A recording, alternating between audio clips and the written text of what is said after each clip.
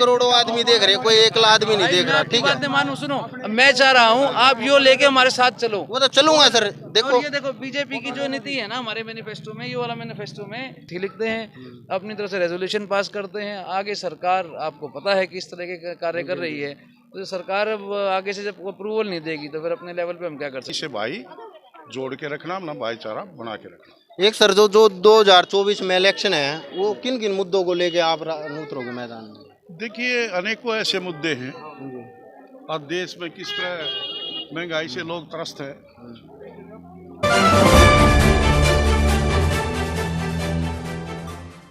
राम राम दोस्तों, मैं आपका अपना भाई राजेश राठधनिया इंडिया जागृति मीडिया चैनल पर आपका हार्दिक स्वागत करता हूं। दोस्तों, आज भाई राठधनी गांव में मैं मौजूद हूं। हमारे जयवीर वाल्मीकि और भाई डिप्टी में निखिल मदान जी गांव राठधनी में मौजूद हैं। इनसे पूछेंगे भाई, इनकी अभी सरकार भी नहीं है यार, अभी तो 15 साल थे, तो देखो हमारे मुख्यमंत्री यही बन रहे हैं। कुछ मुद्दों को लेके सर से बात करेंगे। कुछ मुद्दे कर दिए हैं, कुछ मुद्दे रह भी रहे हैं, उनको लेकर बात करेंगे। नमस्कार।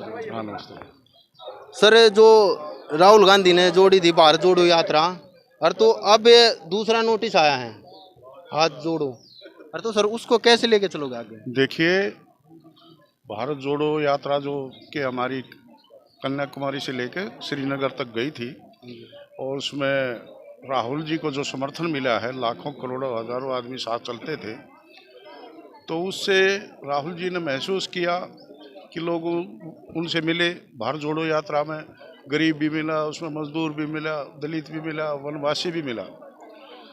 तो उसमें ये महसूस हुआ कि आज देश में जो हो रहा है वो गलत हो रहा है, क्योंकि एक तो महंगाई की मार, भ्रष्टाचारी की, बेरोजगारी की, तो हर तरह से हर वर्ग दुखी है। तो महसूस किया राहुल जी ने, और एक जो अब उसकी सफलता के बाद हाथ से हाथ जोड़ो कार्यक्रम बनाया गया है, ये आज भारतीय जनता पार्टी और आरएसएस द्वारा जो कि देश में एक माहौल पैदा किया जा रहा है कि भाई से भाई को तोड़ा जा रहा है। कहीं मंदिर मस्जिद की बात होती है, कहीं दलित सवर्ण की बात होती है, कहीं जाट नॉन जाट की बात होती है। तो इस तरह की बात लेके हम तो सिर्फ जो नफरत की राजनीति भारतीय जनता पार्टी कर रही है और आरएसएस कर रही है, उस के खिलाफ हम लोगों के बीच जा रहे हैं। भाई से भाई जोड़ के रखना, अपना भाईचारा बना के रखना। एक सर, जो 2024 में इलेक्शन है, वो किन किन मुद्दों को लेके आप उतरोगे मैदान में? देखिए, अनेकों ऐसे मुद्दे हैं।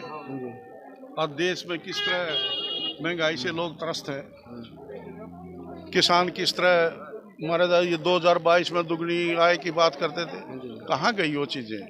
जिस तरह के वायदे किए थे 2 करोड़ नौकरी देने के, तो आज कम से कम 10 करोड़ तो बेरोजगारी में दबे हुए हैं युवा साथी। तो इस तरह के हालात पैदा हो रहे। जब गरीब आदमी, हमारी सरकार में 35 करोड़ था, आज 80 करोड़ कहाँ से हो गया? गरीब आदमी बढ़ गया जी, बढ़ गया। तो गरीबी आपकी सरकार आएगी सर? हाँ, हमारी सरकार, हाँ हमारी सरकार आएगी तो गरीब का साथ होगा, किसान का साथ होगा। सबकी बातें सुन के उसके ऊपर कांग्रेस सरकार काम करेगी। हमारे निखिल मदान जी भी यहाँ पे मौजूद हैं। सर ने देखो बहुत अच्छा काम किया, और भाई कर रहे यार, करते रहेंगे। सर से नमस्कार। सर नमस्कार जी। सर, 2 साल आपके पूरे हो गए हैं, तीसरा साल चल रहा है, और तो सर 2 साल में कितना के काम हो गए? ऐसा है भाई जी, जो हमारा गांव राठधाना है जहाँ हम मौजूद हैं आज, ये कैमरा अपना घुमाओगे ना, जो गांव वाले बताएंगे भी गांव में कितना काम हुआ है। और हम ये नहीं कहते कि भाई बातें बोलती है, हम ये कह रहे हैं जी काम बोल रहा है। और लोगों को पता है जितनी हमारी यहाँ की मुख्य समस्या थी, आज हम निगम के माध्यम से तकरीबन बड़े काम यहाँ के बहुत सारे करवा भी चुके हैं। और अभी भी हम ये नहीं कह रहे कि भाई समस्या मुक्त हो गए, समस्या अभी भी बहुत है।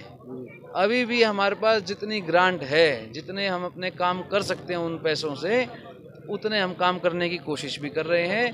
और ये अपनी तरफ से पूरा विश्वास भी है, गांव वालों को पता है इस बात का, जिस तरह ग्रांट आएगी और उसके बाद फिर हम यहाँ पर और भी आगे विकास कार्य करवाएंगे।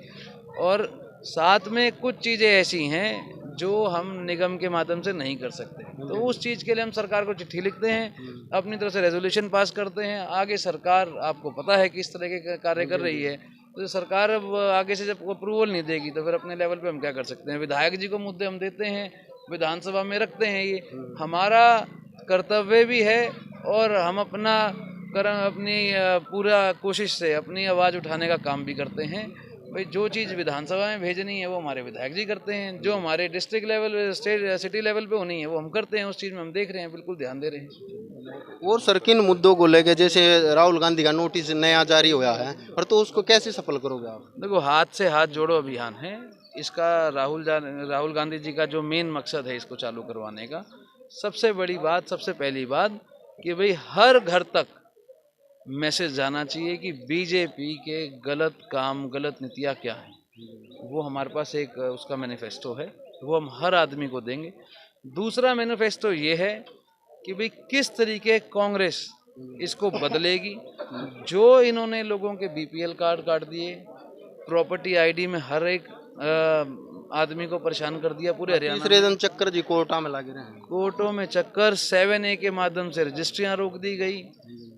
ऐसे बहुत सारे और तरीके हैं जो इन्होंने गलत काम करे हैं। जो खिलाड़ी हमारे हैं उनको नौकरियां देनी बंद कर दी। खिलाड़ी आज तक आपने देखा है क्या धरने पे बैठे हों? इस बार बैठे थे दिल्ली में धरने में, किसकी सरकार में बैठे? बीजेपी। हुड्डा साहब की सरकार 9 साल रही यहाँ पे। एक बार किसान धरने पे आया हो तो बताओ? उस टाइम किसान कहा करते भी हुड्डा के राज में जीरी गई जाज में। ईब के वही किसान धरने पे थे। तो ये बहुत सारी ऐसी चीज़ें हैं जो लोग परेशान हैं। आम आदमी का घर का बजट बिगड़ चुका है। तो इन सब चीज़ों के लिए हम हर घर तक एक मैसेज देंगे कि भाई किस तरीके आपके घर का बजट बिगाड़ दिया गया। और आज जो हमारी महिला शक्ति है, माता बहनें हैं, आज वो सुरक्षित ही अपने आप को नहीं मानती रोड पे चलते हुए। वारदात, लॉ एंड ऑर्डर इतना बिगड़ चुका है। इन सब चीज़ों को हर आम आदमी तक हम बताने का काम करेंगे। और हम समझते हैं राहुल गांधी जी का जो ये एक भारत जोड़ो जो कार्यक्रम रहा वो तो बहुत सफल रहा, पूरे देश ने देखा। दूसरा जो हाथ से हाथ जोड़ो है, इसको हम अपने सोनीपत हलके के अंदर, पूरे सोनीपत डिस्ट्रिक्ट के अंदर, पूरे हरियाणा में सबसे बढ़िया करने का काम करेंगे। वो आपको आए दिन जिस तरह धीरे धीरे हम आगे चलेंगे आपको उसका रिजल्ट भी दिखेगा। और आज आम आदमी का जो सोच है वो बदल रही है, वो कांग्रेस के प्रति है। इस चीज़ के लिए मैं धन्यवाद भी करता हूं जनता का, और जनता हमारा पूरा साथ भी दे रही है। एक सर जो ये रोड बने हैं, जो बीजेपी सरकार में रोड बनाए गए, ये इंदिरा के टाइम के पास हुए रोड थे। और तो लोगों का सवाल है भाई, इंदिरा ने उस टाइम पे जो राज भी रहा कांग्रेस का, उस टाइम पे क्यों नहीं बने ये रोड? ऐसा है, जो बड़े हाईवेज होते हैं इनके अंदर कई बार कोई लैंड एक्वायर करनी है, कोई और मुद्दे होते हैं। तो सर आपको बेरा इंदिरा के टाइम के पास हुए रोड है ये? ऐसा है, ऐसे कई सारे ऐसे रोड हैं। जितने भी हमारे जो स्टेट हाईवे बन रहे हैं ये हुड्डा साहब के टाइम के पास करे हुए थे।